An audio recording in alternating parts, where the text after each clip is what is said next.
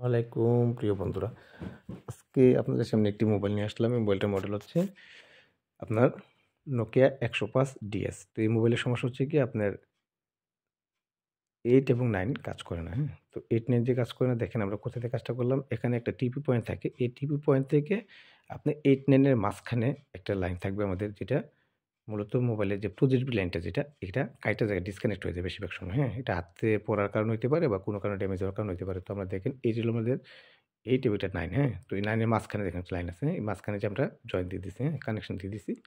তো দেখেন এই 2টা লাইন। হ্যাঁ, তো এখন আমাদের যে টিপি পয়েন্ট আছে দেখেন, এখান থেকে লাইনটা দিয়ে দিলে কিন্তু এই কাজটা করবে। টিপি পয়েন্ট আছে দেখেন, আমি দেখাইতেছি আবার ভালোভাবে ক্লিয়ারলি।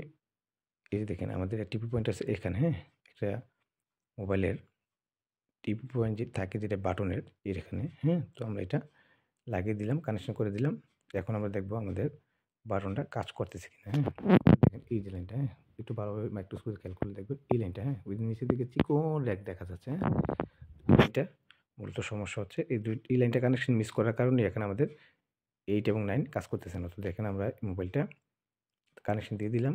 এখন আমরা বাটনের যে রেবনটা আছে সেটা লাগাবো। দেখেন এখান থেকে এখানে। হ্যাঁ, তো লাগানোর পর দেখবো আমরা 7 8 কাজ করতেছি কিনা। হ্যাঁ, তো এই কাজগুলো যারা শিখতে চান বা আইসি কাজ করি, আমরা আইসি কাজগুলো করি, সব ধরনের বাটন মোবাইল, সব কাজ, কোনো কাজ অবহেলা করলেন না। বাটন মোবাইল থেকে কাজ করবো না এমন না। নোকিয়া ব্র্যান্ড বলতে ব্র্যান্ডের কাজগুলো করতে অনেক ভালো লাগে। হ্যাঁ, তো ভিডিওগুলো দেখবেন, আমাদের ভিডিওগুলো পাশে থাকবেন আর আমাদের ইউটিউব চ্যানেলটাকে সাবস্ক্রাইব করে রাখবেন।